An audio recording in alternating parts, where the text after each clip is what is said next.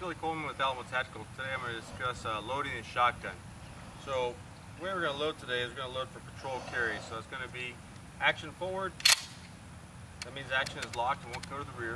I'm going to place the safety on. I'm going to take and load 4 rounds into the tube. So this is called proactive loading. I have the time to load, and I'm choosing to load proactively as opposed to reacting. And we'll get to that in a second. So tube fully loaded with 4 rounds. Now I can safely carry this weapon. I can store this weapon, like I said, in my duty rack or at home where I can access it quickly. And the way I'll charge the weapon is I'll come up, press the action release lever, cycle it fully back and forth with the safety on. And then I can move safely.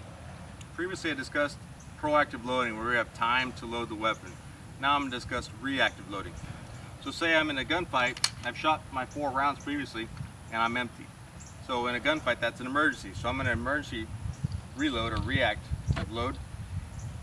If I come up and brasses at my thumb, I come over the top, place round in the chamber, close, and I'm back in the fight. If I come out of my carrier and the brass is on my pinky, underneath. Use gravity to your advantage, and I'm back in the fight.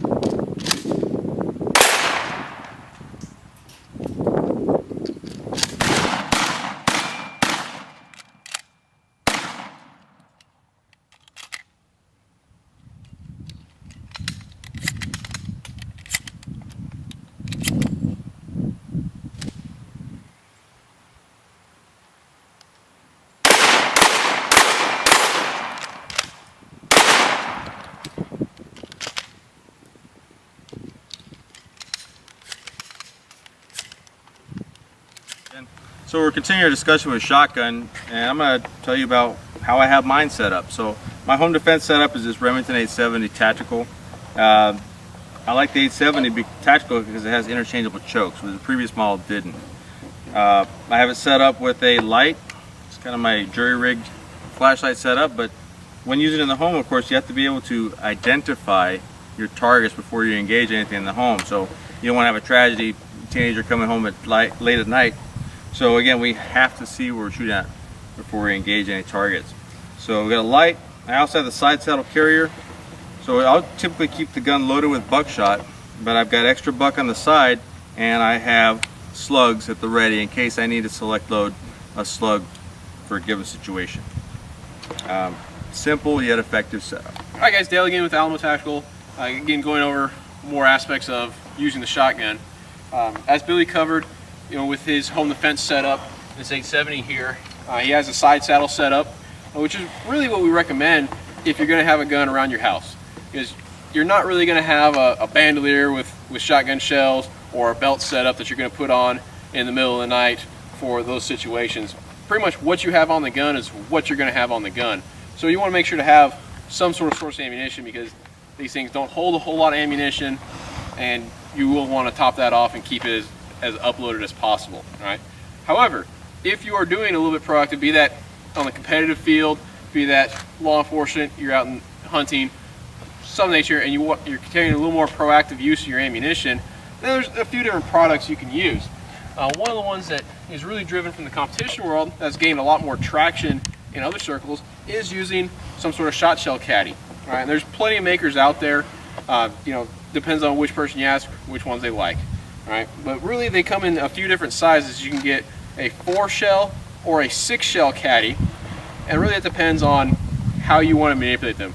For me, I can take, with my hand size, I can grab all 4 of these shells out at once and load them.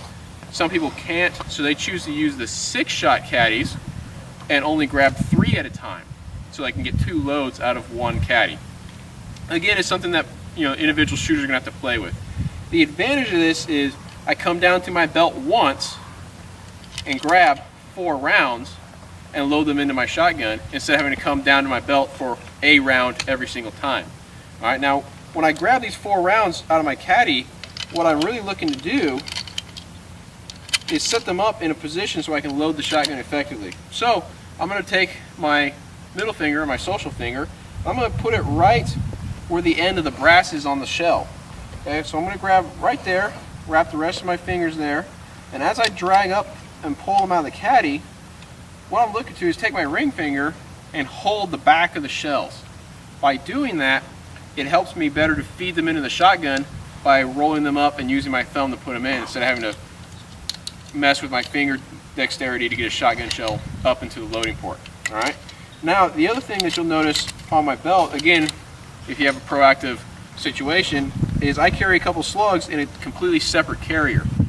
This particular one's from Safariland, Blade Tech. There's many other manufacturers for them. This just carries a couple shotgun shells that I can easily clip onto my belt, and I differentiate this between my normal birdshot or buckshot loads and my slugs, because when I'm doing a slug select drill, I'm usually only grabbing 1 or 2 slugs. I don't want to be confusing what ammunition I'm putting in the gun, so generally I keep the caddies for my shot loads, again, whether that's birdshot or buckshot, and I keep the slugs separate because, again, I'm usually only grabbing 1, maybe 2 of these guys, and I want my mind and my hands to be doing different things because I want to be thinking, do I have shot in the gun or do I have a slug in the gun? All right, thanks guys.